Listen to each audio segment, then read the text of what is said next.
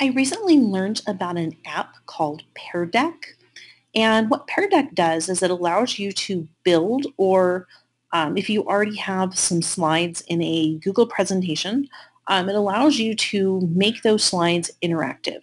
And what I mean by that is throughout your presentation um, or maybe a lab or something that you're doing, you probably anyway, will want to stop a few times and try to gauge if your students are getting it or not.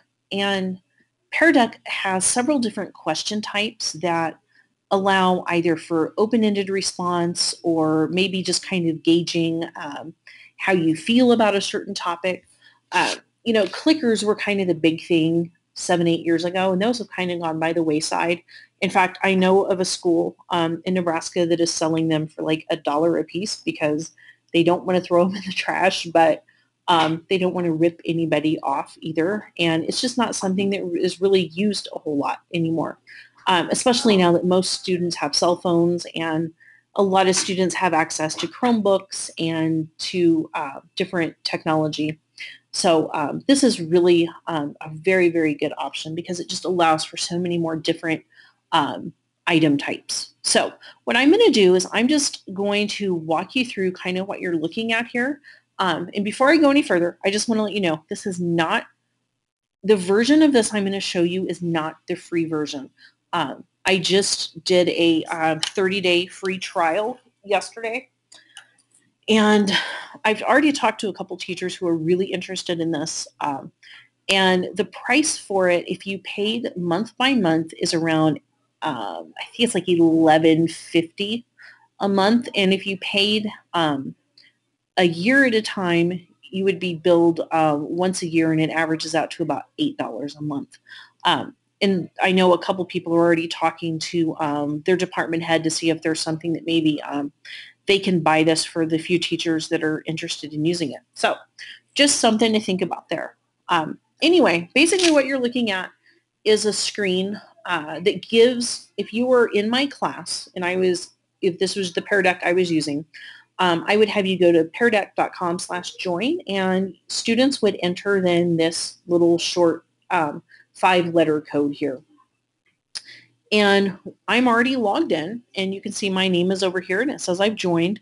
And it syncs with Google Drive. So there's no way that students can make up a name or pretend to be somebody they're not, because as long as they're logged into their Google account, which they will be if they're on a Chromebook, and if they're on their phone, it's going to ask them which Google account they want to use. So they have to, my guess is they probably have to have a Google account associated with that phone in order for this to work. So I'm going to go ahead and just go. Another thing is, as the teacher, I control everything with this. I control the pace of the lesson. Not that that's necessarily a good thing to say I control everything, but the students can't bounce back and forth between slides. So I'm the one that controls that. So the first question I put in here was just one. When I'm looking at my screen, what I am seeing is the ability, I see the map and I see like a red dot, and I can actually move my dot. In fact, I'm going to take off. I'm just going to show you how I'm moving my dot around right now. So I'm going to lie, and I'm going to drop this right in the heart of Texas, right around San Antonio. And that's where I grew up. So I'm just going to go ahead and say that's where I'm from.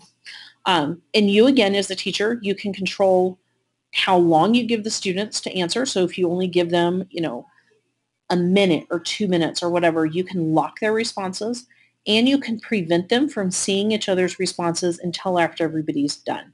So you can lock it at any time, and it immediately shows the student that the question is locked.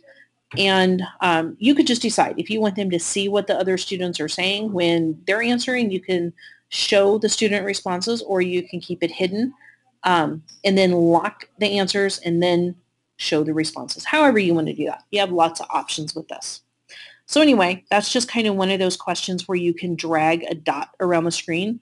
And there's lots of different ways you could use that. Okay, the next one is simply a thumbs up, thumbs down. And again, I have the dot showing. So on my phone, I'm just moving the dot back and forth. And as the teacher, I could come in here and I could lock the responses. And now I can't move that anymore as the student. So that's just kind of nice. Maybe if you agree, disagree, that type thing. There really is no middle ground. It's you either agree or you don't. The next type question, and you are not seeing it. Hold on, let me see. Okay, for some reason this one kind of went a little haywire. But the question should have been, you should have seen a picture on here of a cell, and the question was, what is the difference between meiosis and mitosis? And the students then have a little bubble where they can fill in their answer. I'm just going to put in another answer here and see if it takes it. Let me see if it'll even take it. Okay, now it has another answer, and it scratched out the one I did before. But anyway, it'll come in as kind of like a little chat bubble, and that kind of just a nice way to gauge something like a short answer type thing. The next type question that I had on here was a draw an object. And you get the ability, the students get the ability to add text. They can use a paintbrush. They can use a line. They can color their object if they want to. There's all kinds of different options that they have there. And that was just one I did a minute ago. The other interesting thing is you can actually overlay all of the drawings that come in and just kind of compare, have students compare some different things on there. The next thing is, and you can't see it on here. Well, let me see if I can open, there we go. There's a bar, and you can move this bar left or right. So I haven't done this with multiple users on here, but I'm guessing if I was a student and I dropped my bar on the left, then another student came in and dropped their bar on the left, and a few more came in and dropped their bar on the right, you're going to see multiple bars on here. And these bars can be either horizontal or vertical. But it's just, again, kind of almost maybe a better way to gauge how you feel about something than the thumbs up, thumbs down, because at least this gives you the ability to go to middle ground. And I think that was the last type of question I had on there. But anyway, if you are interested in this, again, it's really easy for kids of all ages. It doesn't matter if it's elementary, might be a little tougher since they don't have phones. But up here at the high school and junior high, I mean, we have, most of the kids have cell phones if they don't have Chromebooks in the room. So it's just kind of a neat little thing to try out. I would encourage you to sign up for that 30-day free trial and give it a run. And if you have any questions, please feel free to give me a call.